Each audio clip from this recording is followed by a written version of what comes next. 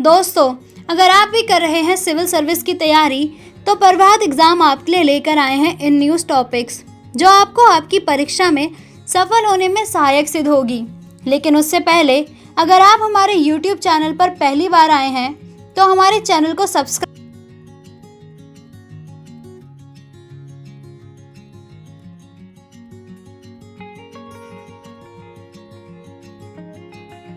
तो चलिए स्टार्ट करते हैं हम आज का इन न्यूज़ टॉपिक। राष्ट्रमंडल ने लिविंग लैंड्स चार्टर अपनाया।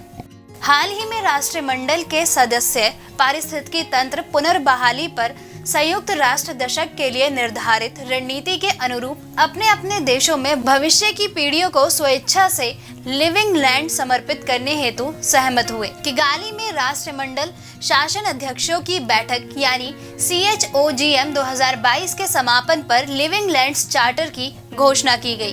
पारिस्थितिकी तंत्र पुनर्बहाली पर UN दशक। संयुक्त राष्ट्र महासभा ने वर्ष 2021 से 2030 के दशक को पारिस्थितिकी तंत्र पुनर्बहाली पर UN दशक घोषित किया है।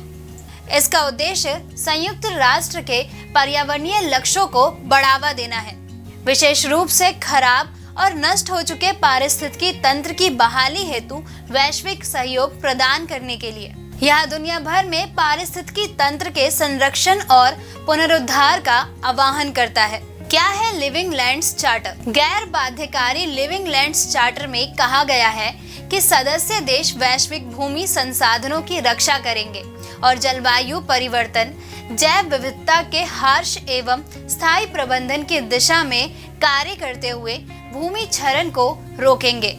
लिविंग लैंड्स चार्टर वैश्विक औसत तापमान वृद्धि को 1.5 डिग्री सेल्सियस तक रखने के संयुक्त प्रयास को सहमति करने में मदद करता है। चार्टर का उद्देश्य नीतिगत प्रभाव, वित्तीय पोषण, तकनीकी सहायता, शासन और राष्ट्रों द्वारा ज्ञान साझा कर मिश्रित जलवायु लक्ष्यों को प्राप्त करना है। राष्ट्रमंडल सरकारों को 23 सितंबर 2022 तक अपने उत्सर्जन में कमी के लक्ष्यों को प्रस्तुत करने के लिए कहा गया है। इसका उद्देश्य सदस्य देशों को 3 रियो अभिसमयों जैव विविधता पर संयुक्त राष्ट्र अभिसमय, मरुस्थलीकरण से निपटने के लिए संयुक्त राष्ट्र अभिसमय यानी UNCCD और जलवायु परिवर्तन पर संयुक्त राष्ट्र फ्रेमवर्क कन्वेंशन के तहत अपनी प्रतिबद्धताओं को प्रभावी ढंग से पूरा करने हेतु समर्थन देना है। CHOGM 2022 के प्रमुख बिंदु। राष्ट्रमंडल शासन अध्यक्षों की बैठक सभी राष्ट्रमंडल देशों के शासन अध्यक्षों की द्विवर्षीय शिखर बैठक है। CHOGM 2022 का आयोजन रवांडा में किया गया था, जिसका विषय था एक सामान्य भविष्य प्रदान करना, कनेक्टिविटी इनोवेटिव ट्रांसफॉर्मिंग। इसने मलेरिया और अन्य उष्णकटिबंधीय रोगों के खिलाफ लड़ाई के लिए प्रतिज्ञा के रूप में 4 बिलियन अमेरिकी डॉलर से अधिक की राशि जुटाई है। वर्ष 1971 के बाद 24 CHOGM हुए हैं। नवीनतम बैठक वर्ष 2018 में यूनाइटेड किंगडम में हुई। क्या है राष्ट्रमंडल?